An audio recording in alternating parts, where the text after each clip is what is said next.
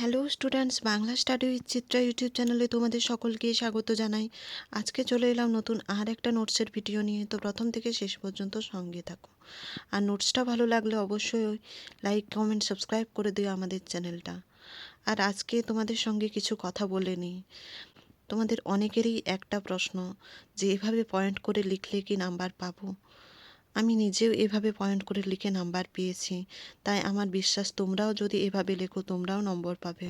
বাকি রইল full marks পাওয়ার কথা, সেটা যদিও বা পরীক্ষকের উপর নির্ভর করে, তবুও আমি তোমাদেরকে আশ্বাস দিয়ে বলতে পারি, তোমরা যদি নর্মাল লেখার চেয়ে এভাবে পয়েন্ট করে লেখো, নর্মালি লিখে যদি 4 পাও, তাহলে পয়েন্ট করে লিখলে অবশ্যই তোমরা সেখানে 4.5 পাবে, এটা 100%।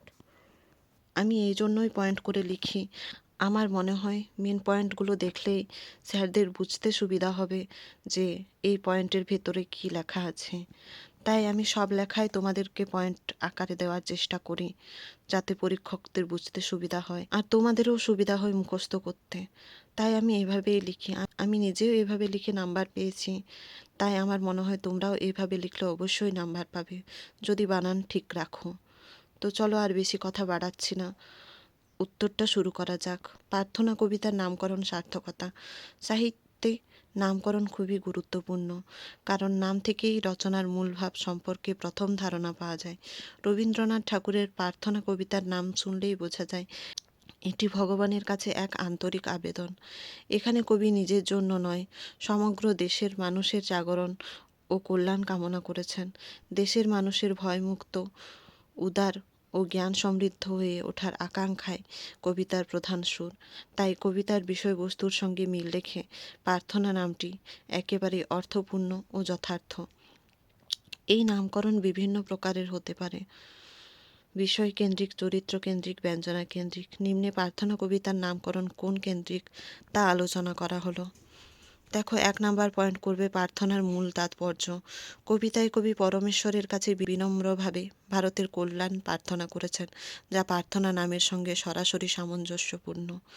দেখো, 2 নাম্বার পয়েন্ট করবে আত্মিক অবনতির উপলব্ধি। কবি অনুভব করেছেন যে ভারতীয়দের মানসিক ও আত্মিক অবনতি ঘটেছে, সেই অবস্থা দূর করার আবেদন তিনি ঈশ্বরের কাছে করেছেন। দেখো, 3 নাম্বার পয়েন্ট আদর্শ ভারতের কামনা।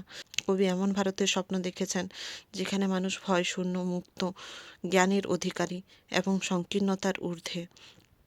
দেখো, 4 নাম্বার পয়েন্ট জাগরণের আহ্বান।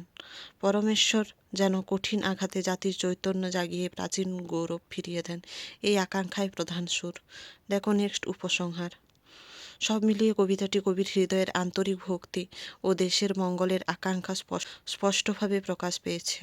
তিনি পরমেশ্বরের কাছে ভারতবাসীর মানসিক জাগরণ ও উন্নতির জন্য প্রার্থনা করেছেন।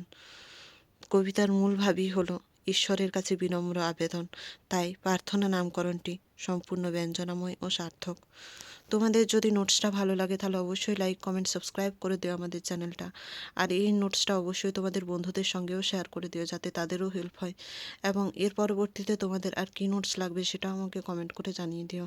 তো এর পরবর্তীতে দেখা হচ্ছে নতুন আর একটা নোটসের ভিডিও নিয়ে। ততক্ষণের জন্য সঙ্গে থেকো, পাশে থেকো। ধন্যবাদ।